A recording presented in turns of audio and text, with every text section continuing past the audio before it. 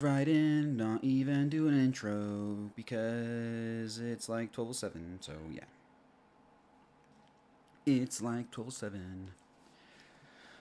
Alrighty then. I basically have these three things I would like to cover today. Yes. So these three things I'd like to cover today, we have on the docket. We got help. I think we're doing this API request wrong. There was something inside of Slack, and someone was asking for help. And so, let's help. Second thing was Sudomaze, good old sudo, recommends checking out Cookie Cutter. I believe Cookie Cutter is a way to make like a template for a project, and then you just like cookie cut new projects, which would be great for us. I mean, I'll start projects, and there's a lot of the same things that I do, right? So having like a starting place would be pretty fantastic. So doing cookie cutter, I think, will help solve that problem. And that is like hopefully a free way of doing it, or something like Code Spaces. Even though I would love to get into Code Spaces, will probably only work for me if we do the paid version. So I would love to see cookie cutter. So thank you, Sudomace, for recommending that. We'll give that a try as the second item. And then the very last thing, we need to explore shortcuts, aka Clubhouse. Not the Clubhouse that many of you may think of. Clubhouse is like the one I'm talking about is it's a project management tool, and so they're renaming themselves to Shortcut because of Clubhouse, like the social platform. But we got to explore shortcuts, API docs, because there are some metrics, some data points that I would like to grab automatically. And do some stuff, right? So we'll probably start by exploring their stuff today, and then probably the rest of the week, we'll begin automating those pieces. We'll probably do something like down here coming up, I put Grafana plus MongoDB or InfluxDB. We'll probably do something like Grafana with InfluxDB, and get all that data that we're getting from Shortcut, send it to InfluxDB, and then visualize it with Grafana. So that's kind of what the project is that we're working on. That's kind of what it's going to be like. So, but first I got to go into Shortcut and see, what they have available, what I can do. Do they have an SDK already or a Python library? What is their API like? I don't know. So we're going to figure that out too. So let's move on to the first thing. Help, Carlos. I think we're doing API requests wrong. So let me pull up. This was from Slack. This is from Slack. API testing, course API testing Python. So right over here, let me grab this one. Now you may not be able to see it very well, but here we go. To get everything in the same view, this is probably as big as I can go. So please assist if you are able. Hey Python gurus. Matt and I are using Gaurav Singh's peopletest.py as a reference, and we are using an example base URL of this. When running the test, we receive this error. I know, right? Gleegzorb. Cookie cutter does sound cool. So I'm hoping that it does what we're wanting. Because then I don't have to keep writing the same files and everything. Like, it'll just have all my stuff, like a good template to start from. And then Poetry install, and boom.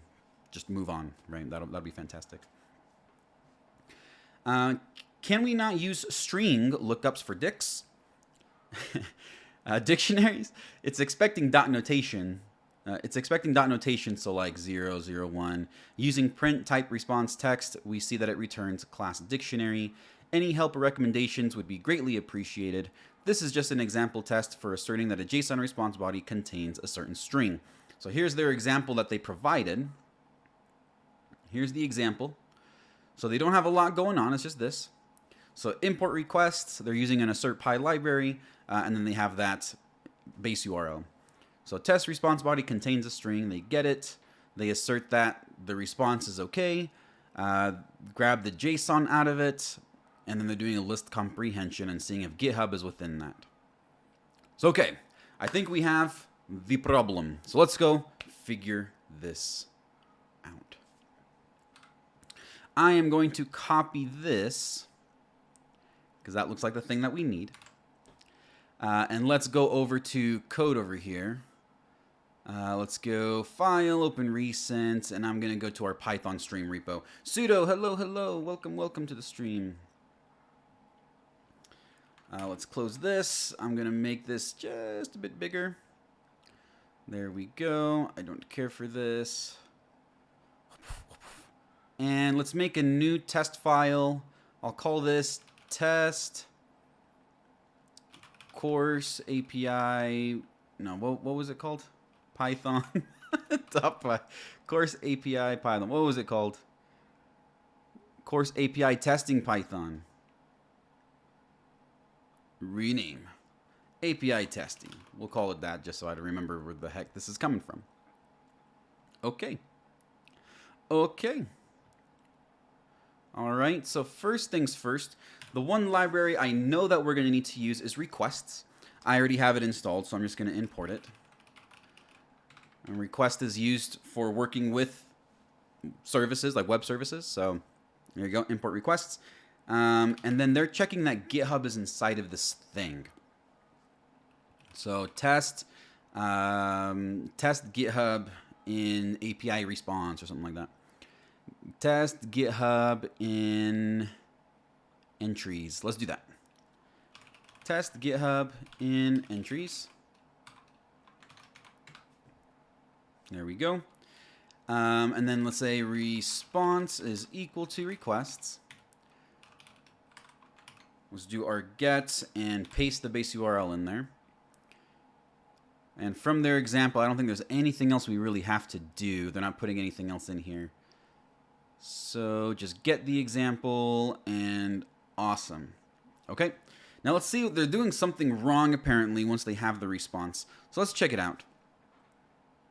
Yes, I want to get the data out of it. And then let's explore the data a bit. So for now, I'm just going to do a really shallow assertion. Assert the data. Let's put a breakpoint here. 2 breakpoints. Ooh. Let's put 1 breakpoint on line 7. And I'm going to right click and debug. Let's see what data looks like. Oh, sweet. So it is a 200. So that does work. Fantastic. Let's hover over data though. And this is what we get back. So data has it's a dictionary with count and entries. Entries is a list of dictionaries. API, catfax, catas, cat API, move bank, whole bunch of stuff. So what are they trying to do here? What are they trying to do? They are, grab the JSON out, public API example, entries API for entries in response text. Entries API. Entries API. Oh, I see their problem. I see the problem. I don't know if you see it. Do you see the problem here? So the problem is that they're trying to access entries API, but nowhere in here are they actually like grabbing the list of entries. So that would be the problem. That would be the problem. The first thing we got to do is we have to, if we're going to do list comprehension, we have to do the comprehension on the list of entries, not on the whole dictionary. Right? And that's where they're getting the error. So what we would need to do, let me end this. What we need to do is right here, when we have the data, they want a single API, a single entry. They want a single entry, the one that, no, they want all the entries, but only the names of them, right? So if we were to do list comprehension, we would say, give me the entry. Yes, yes, yes, yes. For entry in data, entries. So there you go. So if we wanted to do list comprehension on this response JSON, then we need to get the list of entries that exist. So let's go to this. Woo, holy moly. Let me zoom in real quick, just a whole bunch of text.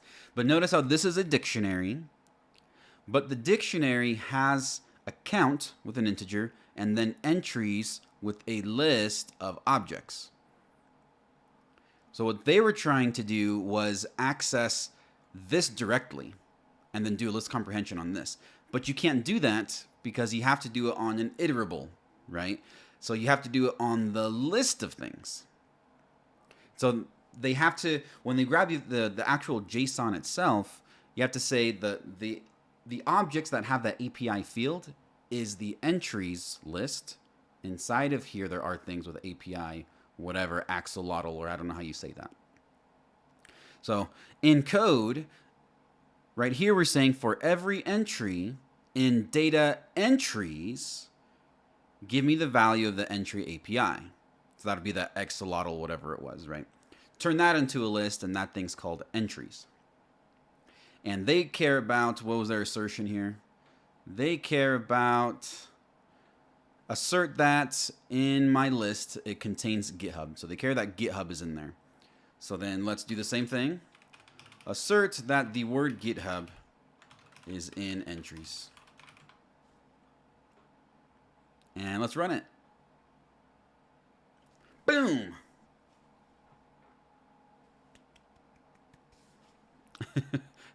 Hello there, hello there.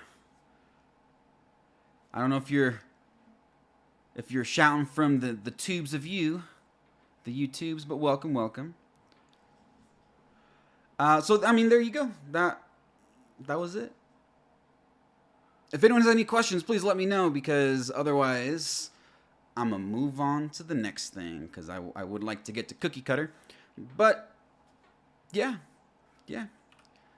Let's expand on this a bit here. So just so everyone is aware, I'll explain this a little bit. The way that we got to this was, remember, the response.json has this. It looks like this, right? It's this massive looking, woo. It's this massive looking thing, right? Yummy, yummy JSON. Yum, yum, yum, yum. Yummy, yummy JSON. It's this big old object. But we know for sure that there's this count and this entries, right? And so that's why their solution for what they were doing wasn't working, because they weren't actually getting the list of entries. It looks deceiving because it says entries, but this is just a variable name, right? They can call it whatever they want. They weren't getting the list of entries. They were going right off of the response text JSON. And so count entries, let me simplify it here. They had count, which is some integer. Right, and they had like, what, 922 or something like that. And then they had entries, and this was a list of stuff. Right, a list of entries. I don't need to do all of it, but thank you. What was it, like axolotl?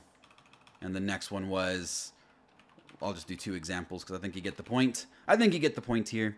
And one of them was GitHub, and then yes, we could kind of go on and on and on. I think you get the point though.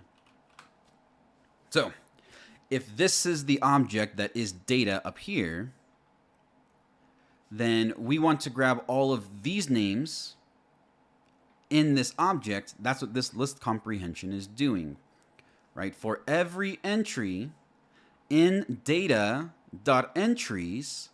grab me the entry API.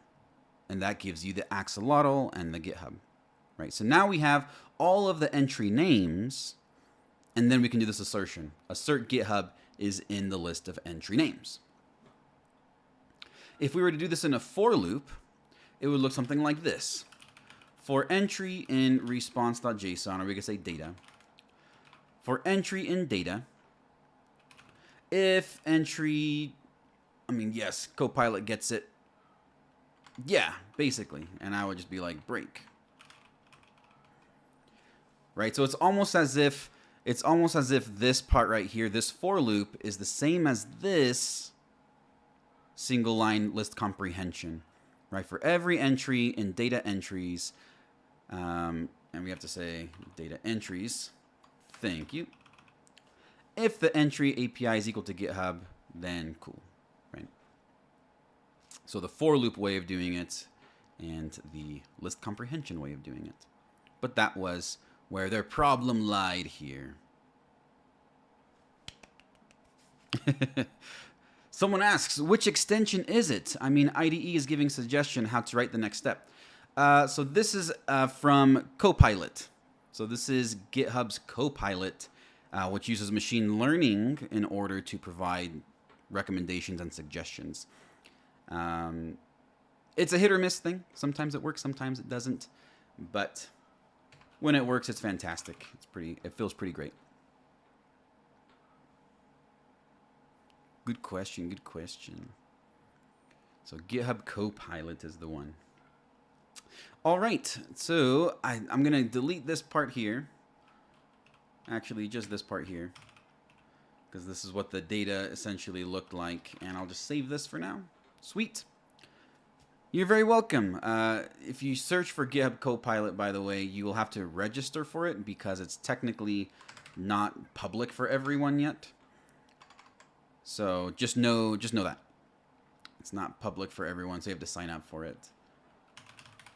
Copilot. Right here, copilot.github.com. So it looks like this. It only works for VS Code right now. But yeah, Vern, welcome, welcome, welcome. Welcome to the quality crew, Vern. Okay, so we got that. I thought it was going to be a little bit harder. That's okay. I mean, I'm not trying to brag. I thought it was going to take me longer to do, but it wasn't as bad as I thought it was going to be. Okay, the next up we have at Sudomaze recommends checking out Cookie Cutter. Ooh, let's do it. So Cookie Cutter. Nope, I haven't opened it yet. So let's go to Cookie Cutter. Cookie Cutter, pie. Yes. So Cookie Cutter. I mean, I'm already a fan because Pac-Man reference. Cookie Cutter. Let's go to their actual docs, though. All right. Cookie Cutter creates projects from project templates, e.g. Python package projects. So Cookie Cutter's got features and things, available cookie cutters, a pantry full of cookie cutters, Cookie Cutter specials. Let's check it out. And zoom in a little bit. I'll go this way. There we go. Did someone say features? Nice. Let's see here. Create project from the cookie cutter pipackage.get repo template. You'll be prompted to enter values. Then it'll create stuff.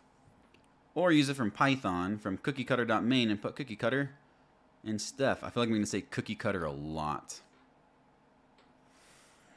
I'm getting ready for it. Directory names and file names can be templated. So I'm going to use something from sudo. Sudo, hope you don't mind. I'm going to go on the Twitter skis. Because sudo sent me the link, actually. Messages. I know how to navigate this, I promise. So yeah, let's take a look at one. So this is actually one from sudo themselves. And yes, so you pimp install cookie cutter, and then you render the template, and it just does it. Say what? Say what? Cookie cutter.directory name. Hold on, sudo. Wait, the magic. What is this? Wait, really? What? Cookie cutter.json. Directory name, project slug, runner slug, project version, GitHub username. Okay. This is like, yeah, this is Nate level power. This is Nate level power here. So cookie cutter directory name. This looks like, okay, this looks like the actual, this looks like the actual thing. Like the actual project you care about. So config, data, docs, notebooks, stuff. Even your workflows. Oh my gosh. That's Nate level power. Can I handle so much automation? My eyes. It's so automated. So cookie cutter project slug. And these are coming from, because you have this cookie cutter directory name, project slug, that was coming from the cookiecutter.json, right? Project slug, project name. Holy smokes. Okay, okay. So I want to make one. What? I want to make one.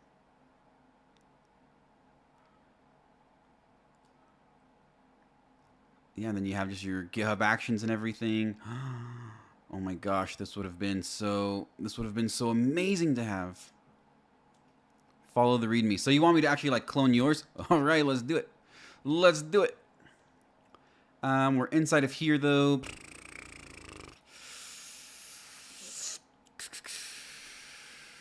Let me just open. Don't do the cluster one? Okay. I will not do the cluster one then. You have convinced me to go astray. What was the other one that you sent me then? Because you did send me another one. Twitter skis. Twitter skis, help me now. Oh, right here. A new Teferi who slows the sunset. All right, I'll have to look at this later. A new Teferi planeswalker. Let's go. Right here. Okay. Oh, I did close it. This one you're talking about? So not the other one, this one? Because I can do it. I just don't want to do it inside of my... I don't want to do it inside of my Python stream repo. So let's just make a new whatever. Right? Doesn't matter. Let's do... Make dir... Pseudomaze. Look at that. Pip install cookie cutter. I'll just do it. I'll just do it out here. Pip install cookie cutter. Oh my gosh. All right. And then in your README, you have this link. Just this thing, cookie cutter, do the stuff. Oh my gosh. What? Cookie cutter, do the thing.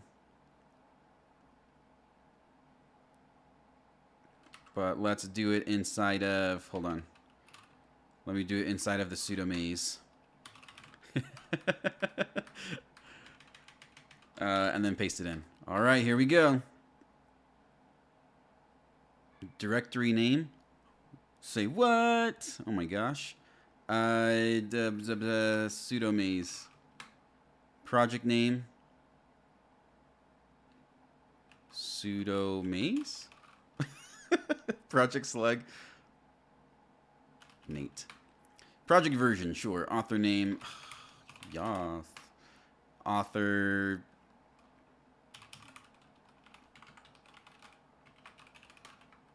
My username. Wouldn't you like to know? I'm just kidding.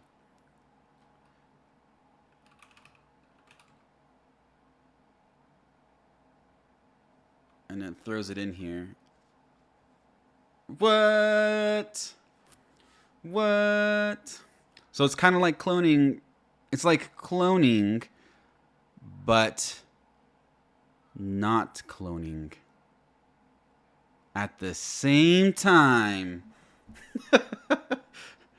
It's like cloning, but not cloning, all at the same time. Environment.yaml. Let's make this larger. The name is Nate. Good job, Nate. Channels, PyTorch, NVIDIA, CondaForge defaults, dependencies. Is environment.yaml, is this a Conda thing? All right, look into that and look here. This is the one that I'm familiar with. So the name of the package is Nate. Oh, so the slug is this. Got it. The version, description, all the stuff. Keywords even. Bug tracker, changelog, elsnowman, Nate issues. Python, PyYAML, Fire, TensorBoard, Jupyter, Augmentations. Wow. So now I should just be able to go like in here and just say like poetry install, and that would set up the whole virtual environment for me. That would install all these packages in here, and now I have this template to work off of. Wow. Is that true? Oh, he says no. Okay, just kidding then. Yeah, I didn't care. First Conda. Well, I don't have Conda. So I'll make one that is one that I would use, because now I feel like making one. Now I feel like doing one. It's the Conda thing.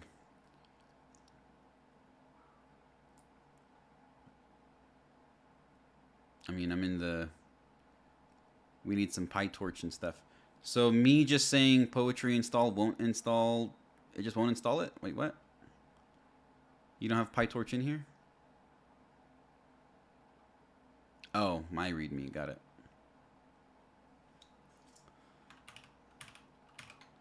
Look at all these errors. My goodness. So you got to install Conda, then do stuff. And here's some commands and things. Well, cool. Cool, cool, cool. So yeah, I feel like I can use this quite a bit, actually. Errors for days. Yeah, I feel like I can use this quite a bit, actually.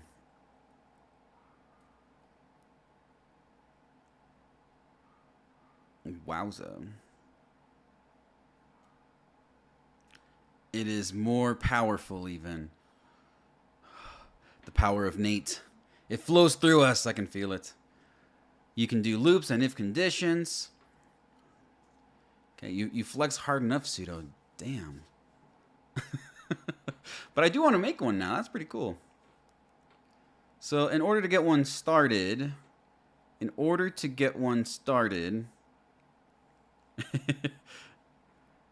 Yeah, okay, in order to get one started, let's see here. Let's usage. So installation, adjust your path, Unix and Mac OS, Windows, okay. You install cookie cutter, which I just did. Though pip is recommended, or if you're using Conda, do the stuff. Alternate installations, homebrew, brew install cookie cutter, and things. Upgrading. Okay, so I think we're good there. Let's go to usage. First, clone a cookie cutter project template. Make your changes. Modify the variables. Define a cookiecutter.json. Open up the skeleton project if you need to change it around a bit. Okay, let's do these things. So exit. And we won't exit here yet. Hold on.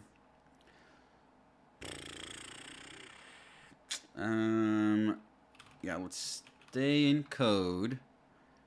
Let's stay in code and do the Git thing here. So let's clone here. So first clone a cookie cutter project template. Wait a second. Wait. I already did this because I did yours, right, sudo?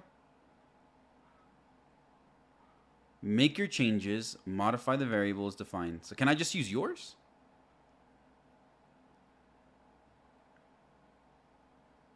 But I did yours with cookie cutter, though. Okay, hold on. We can do hard things.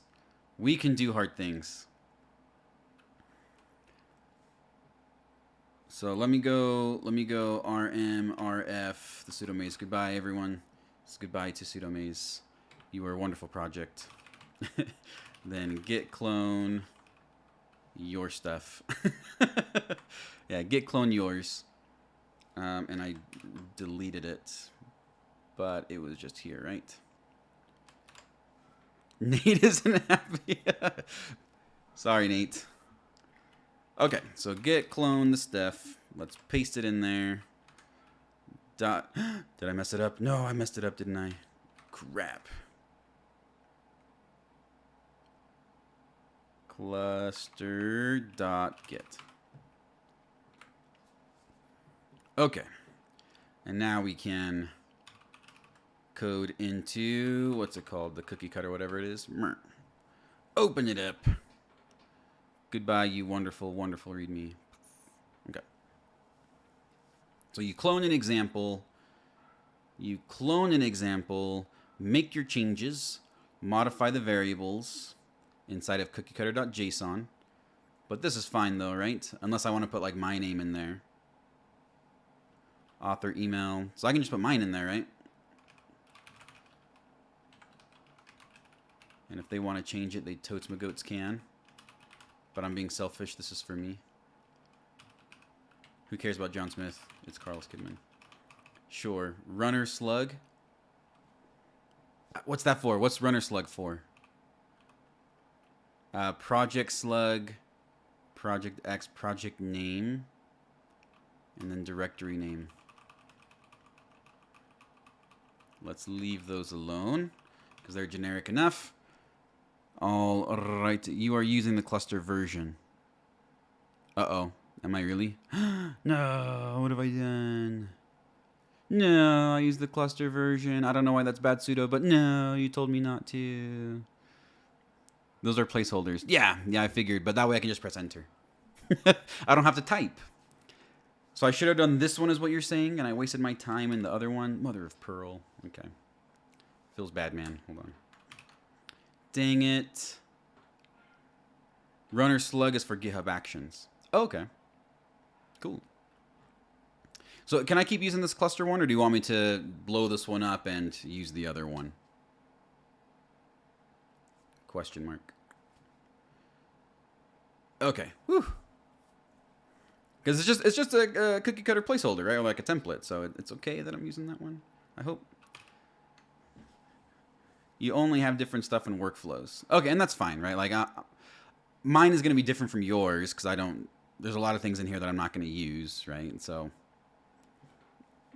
And I'm assuming that's okay because I'm changing it to what I want, and then I'm going to push this up to my own thing.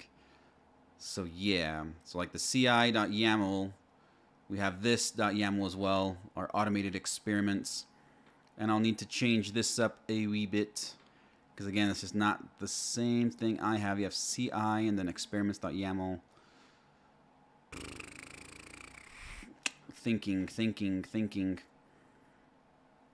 Thinking real quick. You have a branch. Yeah, I don't think I would use this one. But this is helpful though. So it's like a good template for me to see. This one doesn't have anything in it. So I'll probably keep this one just because I can see like the template that's being used. And how you're using these variables in places. So I'll probably just keep it for now. Right, so there's the GitHub Actions. A config, you have git keep. Experiments.yaml. Data, there's the git ignore in the data. Docs. You're keeping all the yummy stuff. Outputs.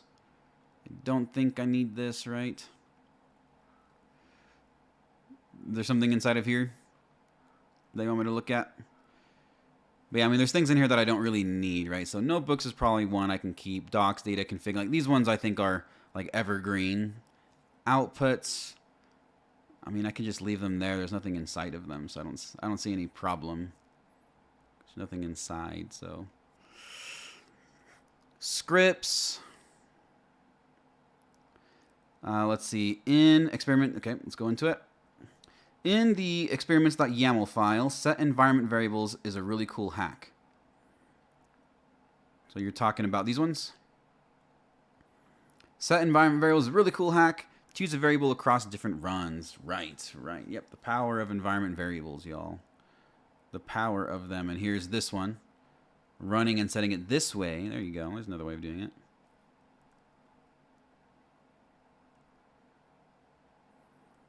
Very cool, very cool. And like I said, I'm gonna leave this one in here for now, just because I'm seeing how you're using cookie cutter to do this, like this part right here, for example.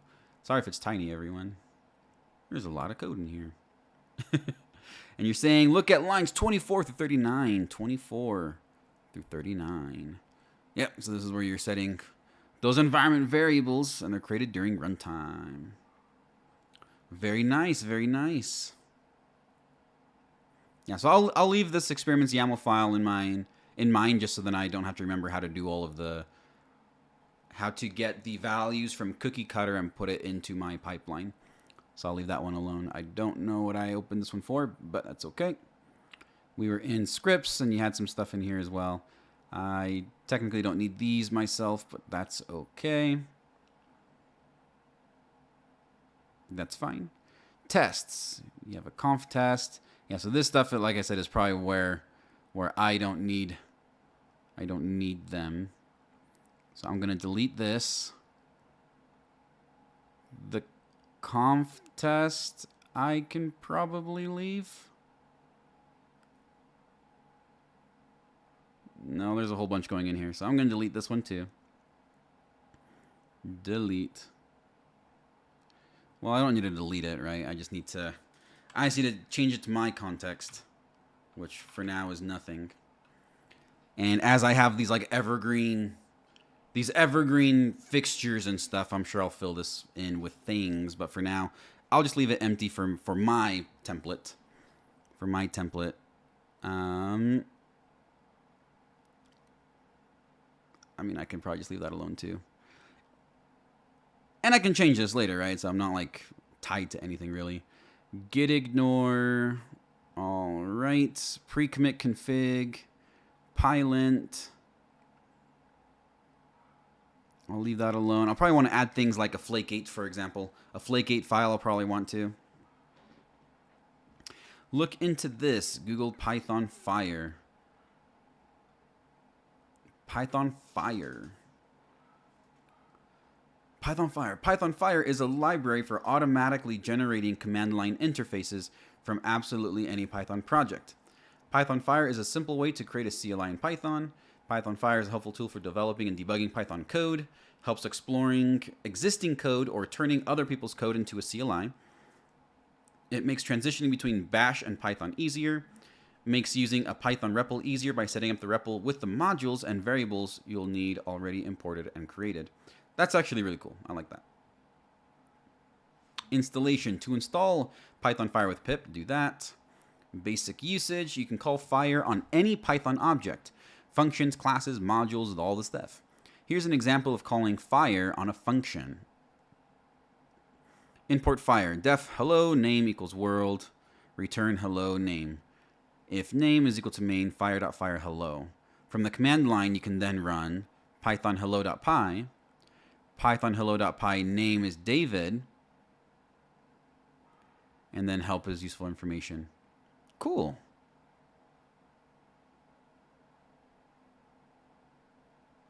That's pretty cool. Here's an example of calling Fire on a class. Then from the command line you can run. So that's like a really easy way to set something up like that. Say what? That is really cool. That is very, very cool. Let's go to Docs, Obsidian. Vin me up, Scotty. Is that how you say it? Vin me up, Scotty.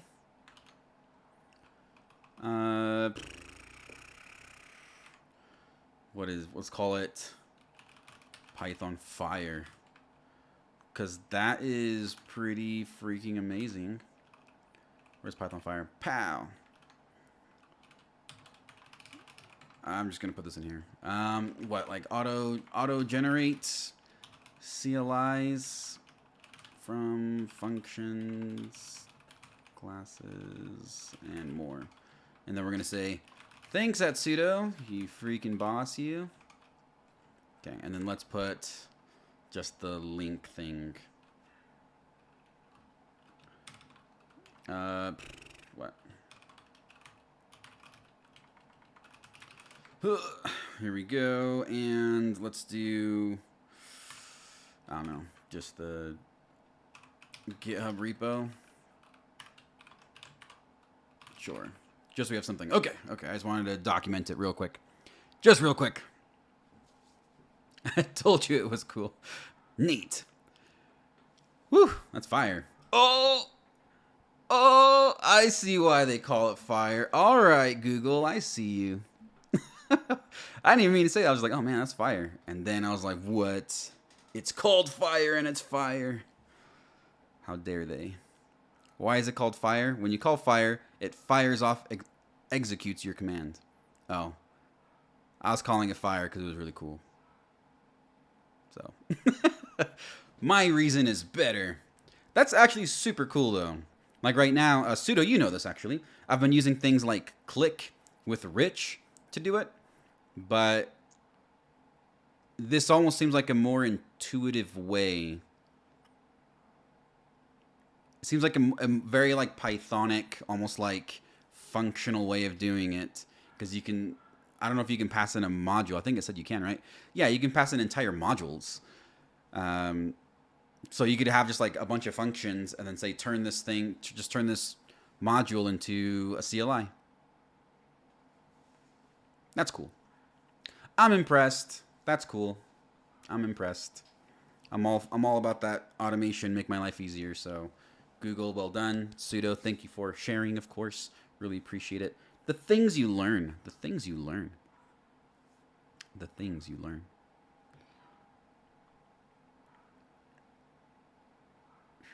I feel like my dog, I don't know if you can hear my dog barking in the background, by the way. She's been barking for the entire time I've been on stream. So she's like barking in the background. Just, I wonder what she sees because she's going nonstop. I'm getting impressed by her barking skills. She's not stopping. All right, brain fart, where were we? We were creating our own template, our own cookie template. Right, so we had tests. I kept these two because we need these two. And I love that. Like, this is one of the most annoying things to have to write every time is this freaking dunder in it inside of tests. But we get it, Git Ignore. I'll probably update this one to one that I actually use myself. So let me go to one of my... let's go PyClinic. I mean, PyLine I guess, too. But right here, we have... Oh, I don't have one. Oh, here's my Flake 8 at least. This would be nice. This would be nice to not have to remember every freaking time. Just a nice little starting place. So let's add it here. Let's make a new file. Let's call it .flake8. Flake 9. Flake. No, fingers. Flake 8. And let's paste this in. Boom. All right, so there's that one. What else do I need? The Git Ignore file. This thing is huge. So let's do raw and give me all the stuff. It's a big one. So go to Git Ignore and I'm going to replace it with all of this. There's that. There's that. Oh, and I need to put this inside of here. There we go. Git Ignore. Wait, did I do that right? Okay, yeah, I did that right. So Git Ignore here. The Flake 8 is here. Yes. Okay. We're doing okay still. We're doing okay. Phrasing, you leave me alone. I was just going to say I can't hear the barking. Oh, excellent. Then I'll pretend like I didn't say that. And I think we're good there for now. I mean, you know, like, I don't know if there's anything else. Just a bunch of random tests and stuff that are not evergreen scripts. PyProject.py. What are you? Get version. Oh, yeah. Ignore. Yeah. Oh, I have a workflow, actually. I have a build and test.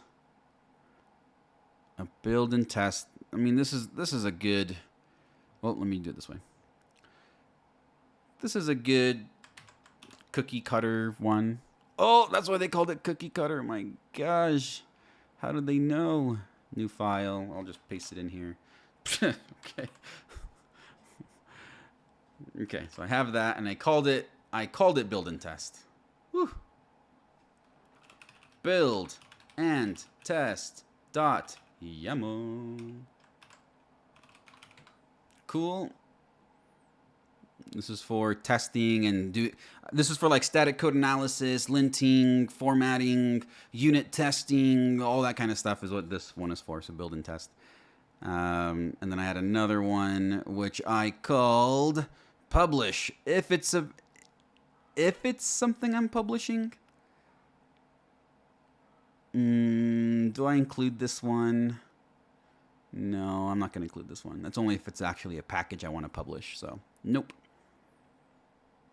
Let's look at the PyProject.toml because there's one section that I always freaking forget, and that's these two. These two sections I always forget for some reason. So once I have this, I always forget how to do it. So if I can just include it, that would be pretty fantastic. So down here. Oh, looks like you have that already. Oh, looks like you have that already too. Okay, so let me just make sure I have what I want. Ooh. Talk about Zoom. All right, so you have that already. Fantastic. Tool up black. The scripts themselves. Poetry scripts. Po tasks and cool. Authors. I will fight you. I'll ignore that for now. Close. Close, closey, close. Closing, a closing, close. Okay, git ignore. The conf test I'll leave alone. This is fine. I think I did it. Is there anything else I care about in here? The readme has stuff.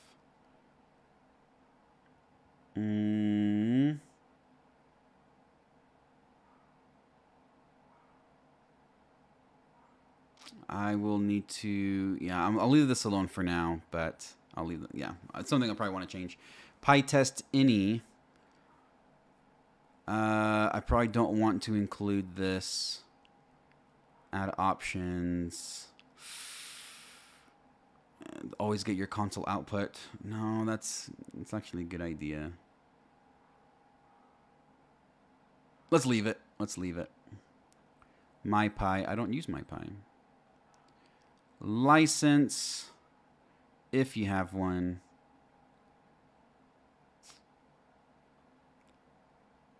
Authors MD license and the Pylint RC. And I don't use this one myself. I use Flake 8. Delete. I think we're good. I think I can keep everything else and be happy with it. Data, config, docs, notebooks, outputs. Okay. All right. So with that, I can change the rest later because I think we all get the idea of what's going on here. So now let me go back to usage.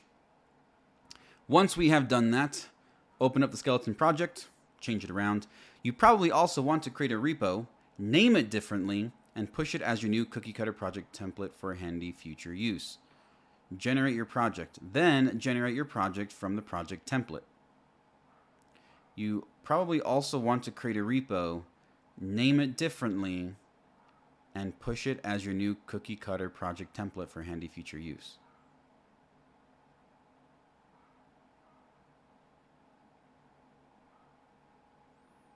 Why am I brain farting here? So I have to make the repo and then push it all over? Wait, what? I thought that I was just going to like upload it and it was going to create a repo for me. Is that not how it works? Wait. Is that not how it works? Then generate your project from the project template, cookie cutter py package. The only argument is the input directory. The output directory is generated by rendering that, and it can't be the same as the input directory.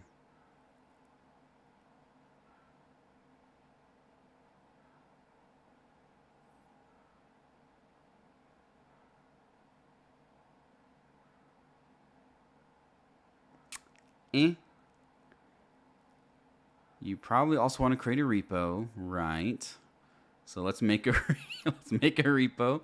So I want to do one. Let's call it like just my Python cookie cutter, just my generic. Just generic. If I'm doing something with Python, it's my generic Python cookie cutter.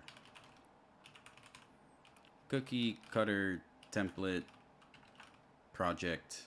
Cookie cutter. Cookie cutter, one word? I don't know. Public, sure. Add a readme. Add a git ignore. Add a git ignore? Do I need to? Sudo. Do I need to git ignore here? PyTest and VS Code. Huh. Yeah, I feel like me adding anything is kind of overkill, but okay. So create the repository. So now we have it. And then sudo, do I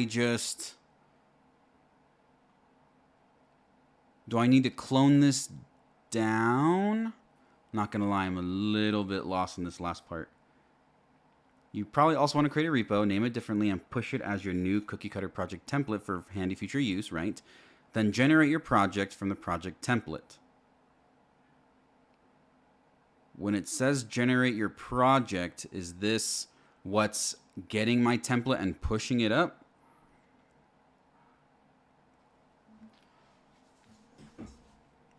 So you're saying yeah, and unfortunately I'm not sure what you're saying yeah to. So do I need to clone this down? Yes or no? Do I clone this down, or do I just need to push the thing up?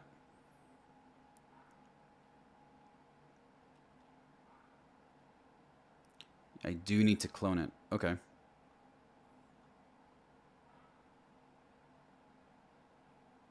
All right.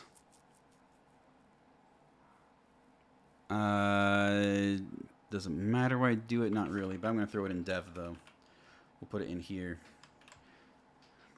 So we're going to clone it in there or reset the repo.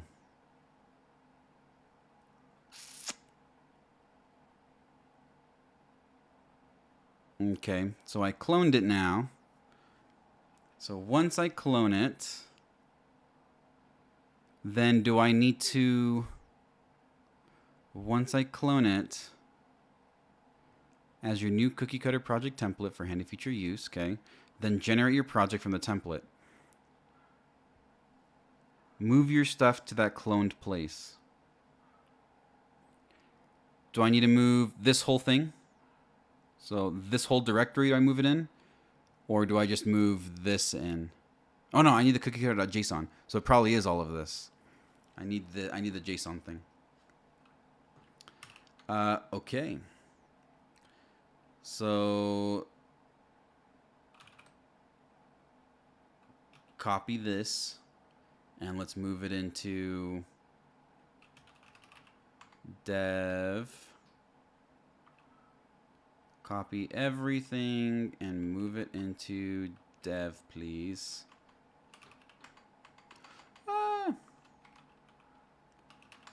Dev, and we called this one Python. What were you called? Python cookie cutter. So copy all of it into that. Is a directory not copied? I thought that copied directories too. F. Can I not do that? Let's go up one. Thought I could do that. Thought I could do that. Wait a second. Cookie cutter. And then copy it into... Is a directory. Why can't I do that? What?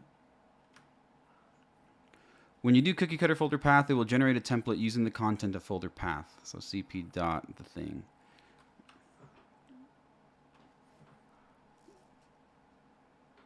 I will try what you're saying there, sudo.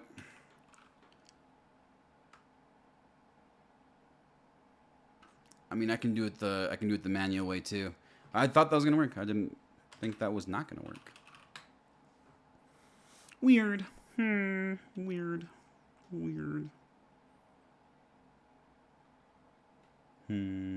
Weird. So I want all of this. Copy it. Go back to dev, into this one. Paste it. And give it a sec. Man, the manual way feels bad. That's okay. Apparently I don't know how to code. The -A for everything. Ah. Yeah, for some reason I thought it would just work on the directory too. I didn't think I'd have to pass in another flag, but good to know, good to know. -A for the recursive copying. Wow. It's taking its sweet time.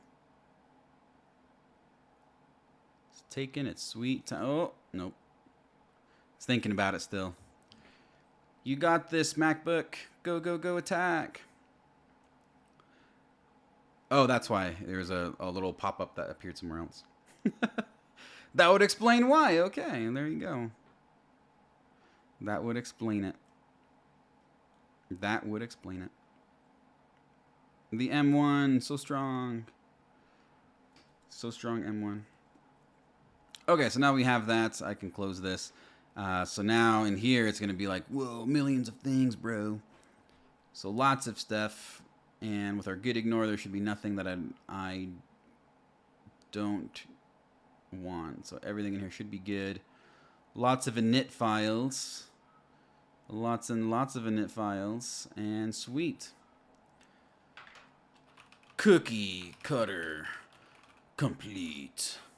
Achievement unlocked. Cool.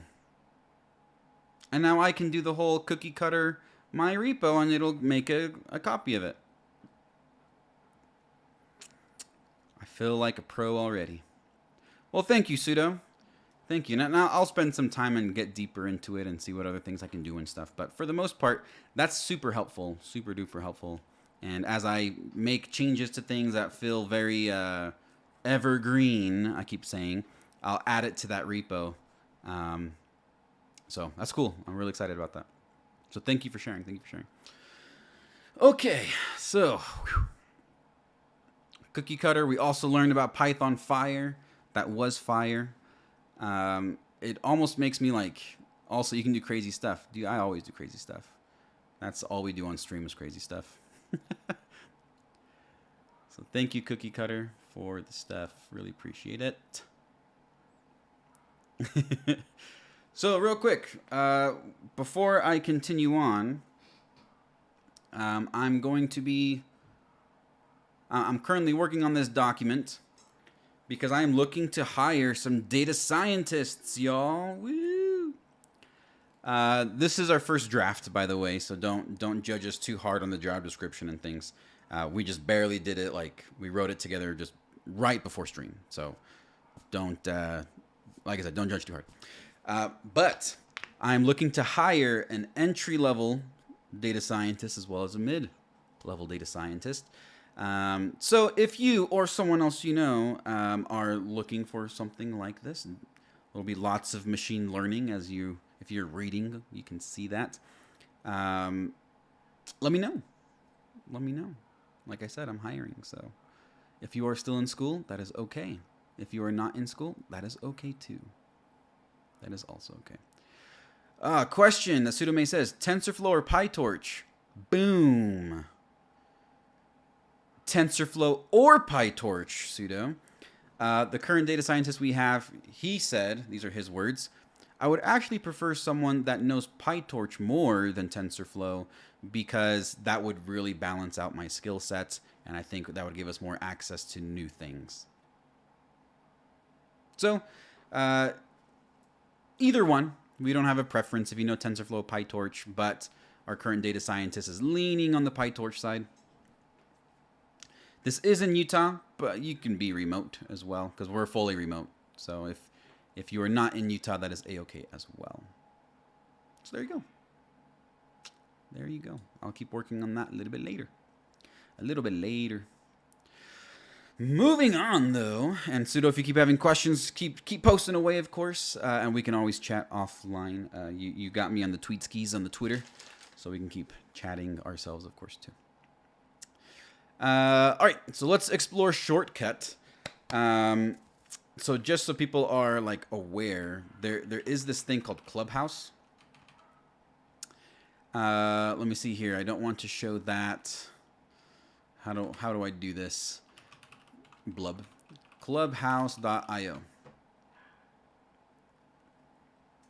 So Clubhouse, not the social platform, is a project management tool.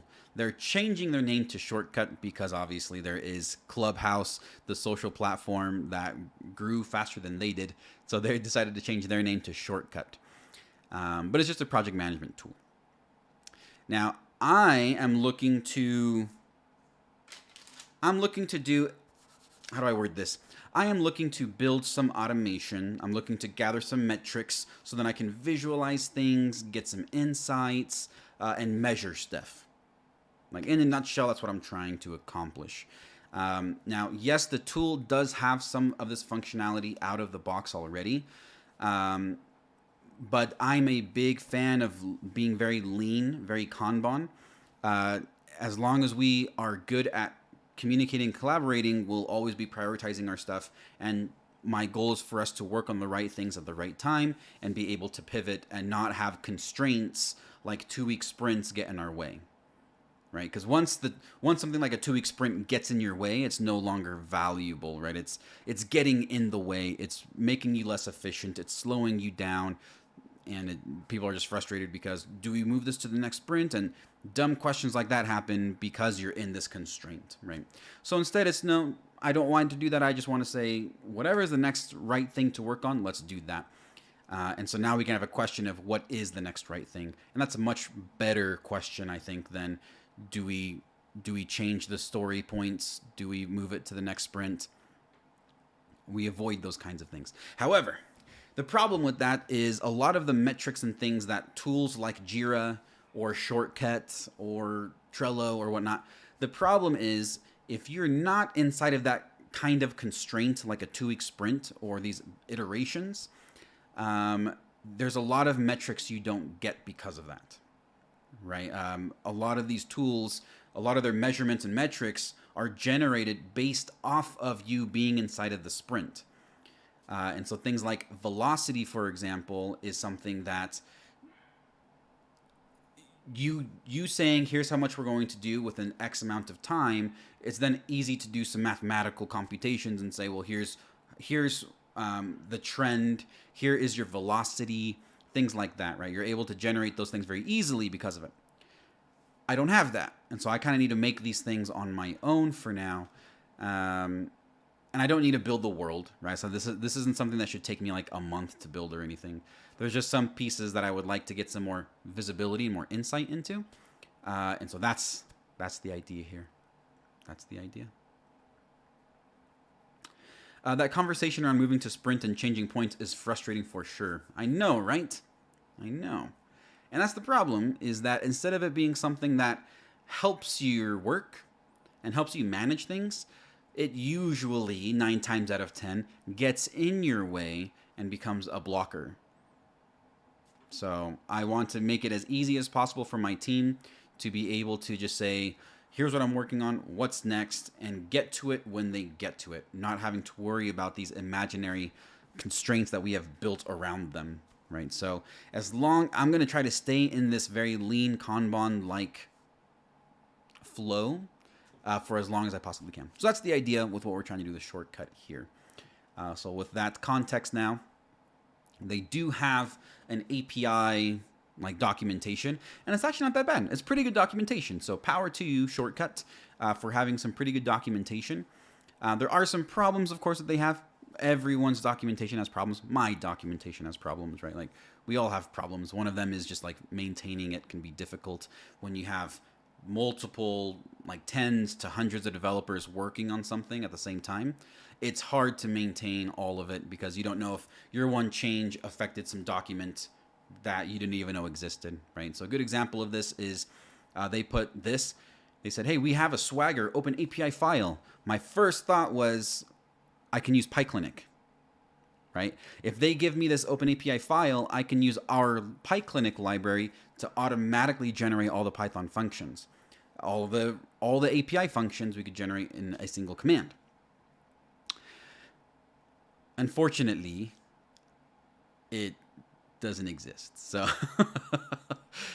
they had the link there. I had my hopes up because all of the work would have been taken care of and that would have been my life really easy. But instead it's a 404. Looks like we need to clean this up. Feels bad. So we're gonna have to go the long way around this. I'll probably use Postman for this just because it's a RESTful API. If it was a GraphQL API, I would probably use Altair. But because it's RESTful, I'm going to use Postman. Just so that I have some documentation for how to use things. And I'll try to do things inside of Python as well. So I saw this as well. They have a cookbook library with some different things like, oh, if you want Kanban metrics, here's what we've done to do like Kanban metrics, for example, for epics. Right? You put in your token and stuff, and they build it, create CSV with epic headers. And when you have a CSV, now you can throw it into something like Pandas or throw it into InfluxDB or stuff like that, right? Once you have the CSV and things. Epic lead cycle times. Here's how they calculate the lead cycle. Get API response, right to CSV, all that kind of stuff. So they have a cookbook, which is really helpful too. And then, let's see. So the documentation, they have the cookbook, and then they have a Python package as well. I think it's called like the Clubhouse API. But the only issue with that is they have to change a lot of things because A, they're on a new version, they're on V3. B, they're changing their name to Shortcut. And so a lot of the APIs say Clubhouse, Clubhouse this, Clubhouse that.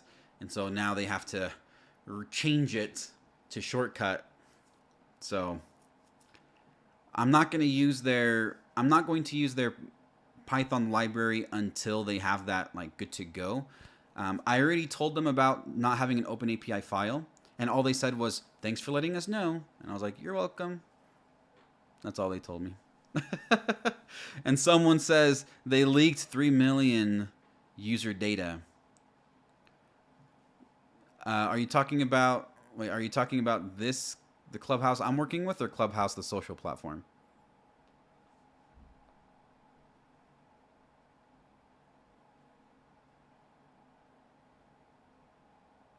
Okay. I was like,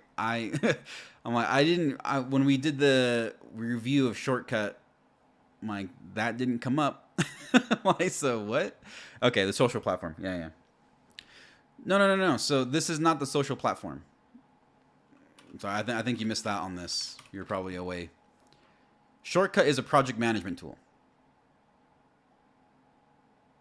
You're saying I know, but wait, what? This isn't a social platform. Now I'm confused, Pseudo. Now I'm confused. This is different from Clubhouse. Oh, you know why they changed it. Yeah. Okay. I'm with you now. We're on the same page. Yes. So that's why they changed it to Shortcut. Because they don't want to be anything affiliated with Clubhouse, the social platform. You're good. I was like, at first I thought you were talking about Shortcut had the breach. And I was like, uh-oh. I should have known this when we did the research. But you are good. You're good. I know, right? It's tough because like I'm talking and then y'all are chatting, and it's like not at the same time. So sometimes it gets lost in translation. Sometimes. Hold on a sec. Somebody wrote me a miggity message. No, I don't care. All right. Nothing important. How much time do I have? Okay, we're good. We're good on time. Anyway, so I preferred to use this, but because it doesn't work, they don't have it. I can't use PyClinic, and I was so excited to use PyClinic. So for now, we'll get started. We'll explore a little bit and see what they got going on. Once they have their Swagger Open API file, then I can just use PyClinic and auto-generate all those good stuff, and that would be so sexy. So I'm very excited for that. But yes. So all right, let's get to it. This is the current version of the Shortcut API. Any changes made to this